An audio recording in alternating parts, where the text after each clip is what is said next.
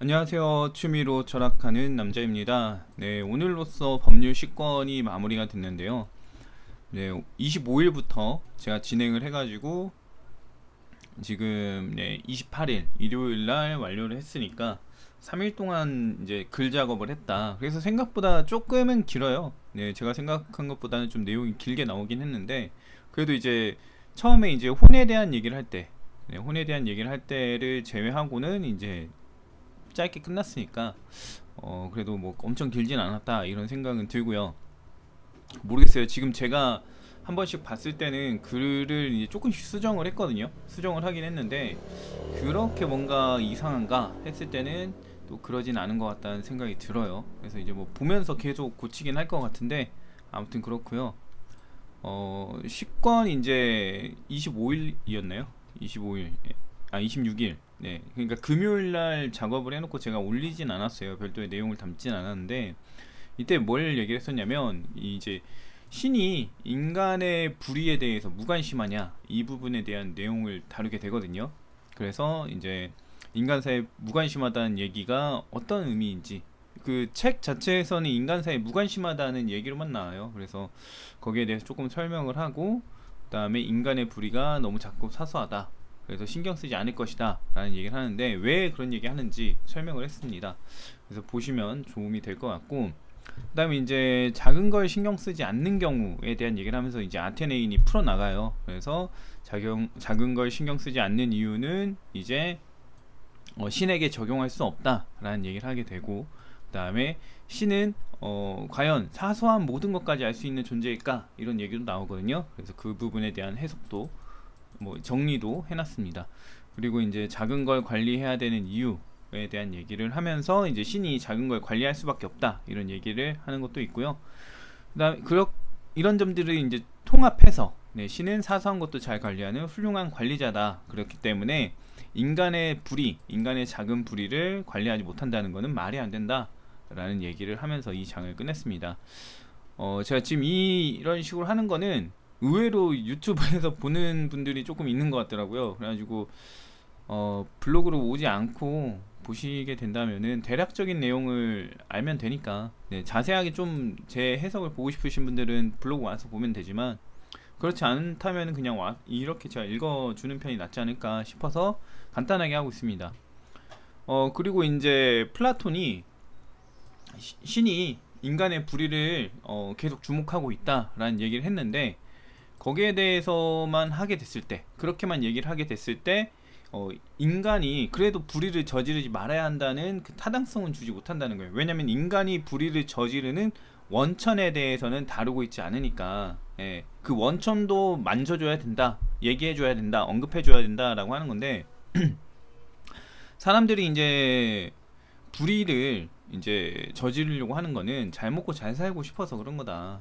그렇다 보니까 신은 인간의 불의에 무관심해 라고 하면은 그래 불의 좀 저지를 수도 있겠네 라는 입장으로 가잖아요. 그렇기 때문에 그 얘기를 했던 거고, 이제 이 잘 먹고 잘 살고 싶어하는 그 욕심이라고 본 거예요, 플라톤은. 그래서 그 욕심을 어떻게 받아들일 것인가 라는 문제로 가는데, 그래서 하는 게 뭐냐면은 이제 우리는 전체를 위해서 우리의 역할 수행에 집중해야 된다. 우리가 뭔가 잘 먹고 잘 사는 걸 떠나서 우리가 주어진 역할을 좀 집중해야 한다 라는 얘기를 한다는 거죠. 그래서 이제 개인마다 우주에서 작은 것들이 사소한 역할을 지니고 있고 그 역할을 잘 수행할 때 전체가 조화를 이루는 것처럼 우리도 사회에서 우리의 역할, 불편하고 뭔가 힘든 게 있더라도 뭐 부족하고 풍족하지 않더라도 우리의 역할 수행에 집중하면 된다 라는 얘기를 하는 거예요. 그러면은 어떻게 되냐, 더 잘 먹고 잘 살고 싶어하는 욕심이 안 생긴다 이거죠. 플라톤이 봤을 땐 그렇게 보는 거예요.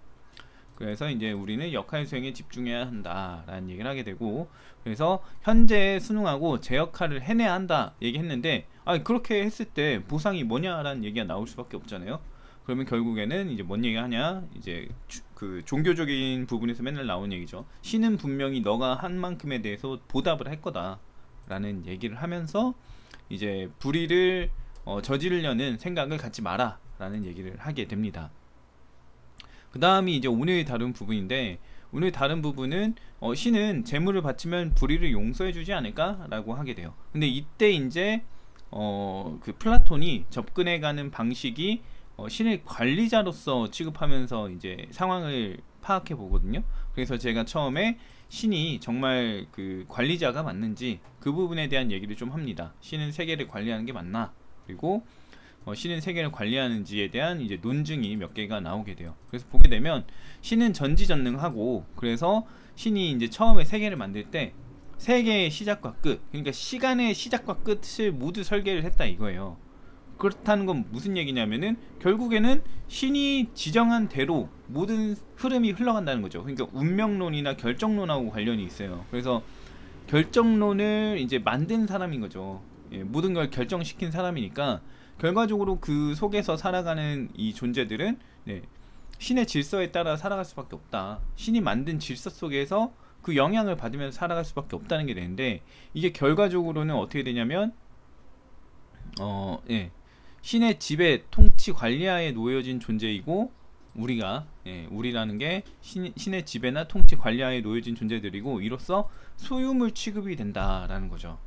예, 그래서 우리는 신의 관리를 받는 대상이다. 신이 우리를 계속 관리하고 있다. 어떻게 나아갈지 이런 거에 대해서 관리하고 있다라고 되게 나아갈 수 있는데, 이렇게 결정론적 입장으로 나아가게 되면은 악인에 대한 부분이나 그 선인에 대한 부분, 착한 사람과 나쁜 사람에 대한 이 그 문제로 나아가게 돼요. 이게 이제 칸트가 윤리형이성학 종초에서 이제 얘기하려고 하는 부분하고도 관련이 되어지긴 하는데, 아무튼 결정론적으로 가게 되면은 인간의 자유의지나 그런 그걸로 인한 발생한 문제에 대한 얘기가 추가적으로 나오게 됩니다. 근데 일단 제가 여기서 다루진 않았어요. 네, 아무튼 그렇다고 보시면 되고, 이제 신이 관리자인데 단순한 관리자가 아니죠. 신이 관리자인데 단순한 관리자가 아니라 훌륭한 관리자인 거죠. 그렇다 보니까 훌륭한 관리자라면 그 자신의 소유물을 어떻게 취급하나 이걸 얘기를 하게 됩니다. 여길 먼저 해야 되는데, 아무튼 이것부터 할게요. 근데 이제 인간의 경우로 봤을 때 자기 소유물을 망가뜨리거나 피해를 주면은, 예, 굉장히 노발대발 하잖아요. 그렇기 때문에 신이 정말 관리자고 우리가 소유물이 맞다면 우리에게 저지르는 악인의 불의를 용서할 리가 없다. 예, 뭔가 재물을 받거나 선물을 받는다고 해서 용서할 리가 없다. 예, 내 자식에 대해서 보더라도 누가 내 자식을 함부로 하고 괴롭히고 있다면은 그거를 어떤 돈을 받아도 용서할 리가 없겠죠. 그렇지만 그런 사람도 있어요, 분명. 그래서 제가 이제 더 글로리에서 이제 그 누구였죠? 송혜교를 이제 괴롭히던 연진이의 부모를 통해서 이제 돈으로 부모를 회유하잖아요. 그런 과정에 대한 얘기를 간단하게 썼습니다. 아무튼 그렇게 얘기를 하고, 그래서 인간도 그러는데 자기의 소유물을 함부로 하는 걸 용서할까? 이런 식으로 이제 플라톤이 접근해 나가요. 그리고 하나 더 있는데, 이제 이거는 정확하게 나오진 않았다고 할 수 있어요. 근데 이거는 논리상, 흐름상 이게 나올 수밖에 없는 게 뭐냐면, 신은 지금 우리를 지배하고 있고 애초에 세계의 시작과 끝을 설계를 했다 그랬잖아요. 그렇기 때문에 신이 뭔가를 할 필요가 없어요. 그리고 그 플라톤이 얘기했던 것 중에 하나가 뭐냐면은, 주어진 역할을 잘 수행하면 훌륭하게 살면, 그러니까 훌륭하게 살면 훌륭한 삶이 누리는 혜택 속으로 살게 될 거고, 악하게 살면 악한 삶이 누리는 환경 속에 살아가게 된다라고 했어요. 그렇기 때문에 불의를 저질렀고 재물을 바친다 하더라도 결국 불의를 저지른 그 흐름 속에서 살아갈 수밖에 없다는 거죠. 그래서 결과적으로 신이 뭔가를 할 필요가 없어요. 신은 그냥 가만히 있어요. 재물을 바치든 뭘 하든 뭐 기뻐하지도 않고 뭐 나빠하지도 않고 그런다는 거죠. 그러니까 신이 재물에 의해서 뭔가 좋아하고 나빠할 것이다 라는 생각 자체가 인간적인 관점에서 보는 거죠. 신은 그럴 리가 없는데, 신은 이미 모든 걸 설계를 해놨는데 이걸 굳이, 예, 뭔가 할 필요가 없잖아요. 그래서 제가 마지막에 넣은 것도 신은 인간처럼 감정적이지 않을 거다라는 얘기를 넣은 거예요. 예, 인간이 이제 소유물을 함부로 한 존재를 용서하지 않는 건 이제 스트레스 받기 때문인 거죠. 이 스트레스가 보상이나 이런 걸 통해서 될 수 있는 영역이 아니잖아요. 예, 결과적으로 내 체내 내에서 발생하는 문제인 건데 이걸 단순히, 예, 뭔가 그 선물을 준다고 해서 넘어갈 수 있을까? 안 된다 이거죠. 근데 신이 과연 그럴 것인가? 라는 걸 보게 되면 신은 그럴 리가 없겠죠. 예, 이미 모든 걸 설계해놨고 다 해놨기 때문에 굳이 여기서 감정적인 반응을 할 이유가 없죠. 훌륭한 존재이기 때문에. 이미 더 큰 틀에서 봤을 때 불의를 저지르면 어떻게 된다는 걸 알고 있기 때문에 그냥 놔둘 거란 말이에요. 근데 지금 플라톤이 지금 하는 얘기, 훌륭한 관리자라면 자신의 소유물을 함부로 하는 걸 용서할 리가 없다라고 했는데, 이거는 마찬가지로 신이 감정적 반응이나 이런 걸 보이기 때문에 그럴 것이다. 그리고 신이 매번 의무를 행하는지 안 하는지를 관리할 필요가 없어요. 이미 생각을 해보면 신은 자동적으로 굴러갈 수 있는 내 의지를 반영한 세계를 구축해 놓은 거예요. 자동적인 시스템 내에서 뭔가 잘하는 애는 잘 될 것이고 못하는 애는 못하게 될 것이다 라는 얘기를 이미 플라톤이 했잖아요. 그렇기 때문에 이거는 좀 말이 안 되는 논점이다, 뭐 논증이다 할 수 있을 것 같습니다.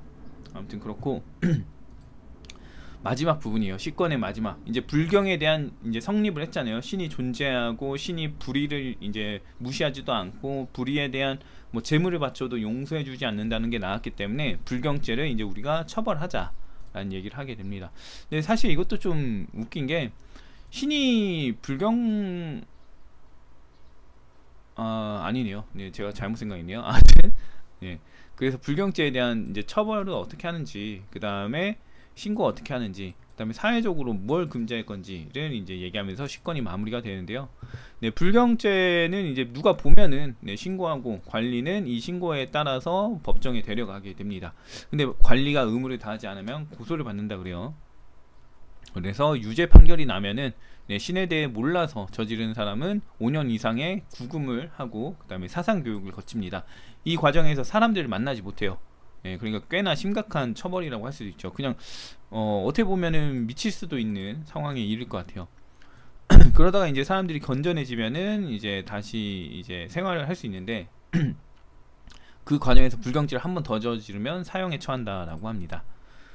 네, 그리고 이제 불경죄인을 구분합니다. 교화 대상인과 이제 처형 대상을 구분하는 걸로 보여요. 제가 봤을 때 이때 이제 무신론자를 통해서 구분을 하는 걸로 보는데, 무신론자 같은 경우는 이제 불의를 혐오하면서 무신론을 얘기하는 사람이 있고 불의를 저지르면서 그런 사람이 있다라고 보는 거예요. 그래서 전자 같은 경우는 이제 구금해서 훈계하는 정도, 앞서 말한 이런 처리를 하는 반면에 후자 같은 경우는 처형하는 게 마땅하다라고 합니다. 이게 처형이 이제 뭐 여러 번 죽여 마땅하다라고 얘기를 하겠는데, 죽인다는 건지 어쩐다는 건지, 여러 번 죽여야 마땅하지만 그래도 구금하겠다는 건지는 명확하게 나오지는 않았어요.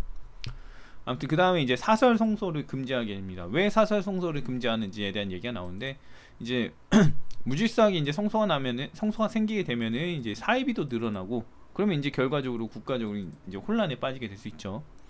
뭔가 이제 그 앞서 말한 이 불의를 저지르는 무신론자들에 의해서 뭔가 갈취를 당한다던가 뭐 폭력을 행한다던가 이런 것들이 나타날 수 있기 때문에 이런 것들을 규제해야 하고요. 그 다음에 사설성소를 허용하게 되면 불경을 이제 유도하는 이들이 이제 극성을 할 수 있다라는 거죠. 왜냐면 이제 사설성소가 있으니까 또 사람들이 좀 약간 두려움 가질 수 있잖아요. 불의를 저지르는 사람, 범죄를 저지르는 사람들이 그 사람들의 심리를 악용해서 이제 돈을 갈취하거나 이렇게 된다는 거죠. 그렇기 때문에 결과적으로 계속해서 이제 문제를 낳아요, 개인 성소가. 그래서 그 개인 성소를 좀 안 만들어야 된다. 만들게 돼서 이제 만약에 진짜 그 용서가 가능하다라고 하는 사람이 생기게 되면은 불이 저지르고 용서받으면 되는데 하면서 넘어가게 된다는 거죠. 그러니까 안 된다, 이런 거 허용하면 안 된다 얘기를 하게 되고 그 다음에 이제 사설성소에 대한 신고와 처벌에 대한 얘기합니다. 사설성소 확인하면은 누구든 간에 발견한 사람이 신고를 해야 되고요. 그 다음에 그 성소의 모든 물건이나 이런 것들은 신전으로 옮깁니다. 근데 이제 옮기는 과정에서 이 주인이 거부를 하게 되면은 벌금을 계속 부과한다고 하는데 어떻게 부과하는지는 모르겠어요. 아무튼 그 다음에 이제 성소를 세우거나 재물을 바친 사람이 있다면은 그 사람은 사형에 처한다라고 하면서 이 시권의 내용이 마무리됩니다. 지금 9권이 빠졌기 때문에 좀 그러기는 한데 시권 정리하고 11권으로 넘어갈 거예요. 그래서 9권은 좀 나중에 하게 될 가능성이 높은 것 같아요. 범죄에 대한 얘기긴 한데 모르겠네요. 최대한 빨리 뭔가 시간 나는 대로 글을 써가지고 작업을 마무리할까 싶기도 하고, 지금 게다가 보면은 지금 크리톤이 1까지 돼 있잖아요. 제가 금요일 안 보이는데 금요일이 언제야? 금요일이 26일이었잖아요. 26일날 제가 크리톤의 두 번째 내용을 썼어요. 두 번째 내용을 쓰고 이제 세 번 그 3부작이죠. 3부작으로 마무리를 지으려고 하는데 하필이면 그 쓴 내용을 제가 그 워드로 썼는데 그 워드를 제가 다른 PC에 넣어놓고 그 PC를 이제 확인을 못 하고 있어요. 그 회사 PC에다 해가지고 그래서 지금 그 파일은 회사 가서 할 수 있기 때문에 다음 주 화요일 정도쯤에 이제 크리톤 2가 올라올 것 같은데, 그래서 크리톤 진행을 못 하거든요. 그래서 크리톤 진행을 못할 때 법률 구건을 할까 이런 생각도 들고, 아무튼 그렇습니다. 예, 아무튼 지금 이렇게 해서 10권은 마무리가 됐고, 제 생각에는 유튜브를 아예 저버릴 수는 없는 것 같고, 블로그에 모든 내용을 쓰는데 아까 한 것처럼 대략적인 내용만 제가 읊는 게 그 유튜브에선 읊고, 자세한 거는 이제 와서 다시금 봐라 이렇게 하는 쪽이 나을 것 같습니다. 아무튼 이렇게 해서 이제 5월 28일 점심쯤에 이제 간단하게 얘기를 해봤고, 아무튼 이렇게 해서 마무리 짓도록 하겠습니다. 다음에 이제 11권 내용이랑 블로그 뭐 새로운 내용이 있으면은 영상을 찍도록 하겠습니다.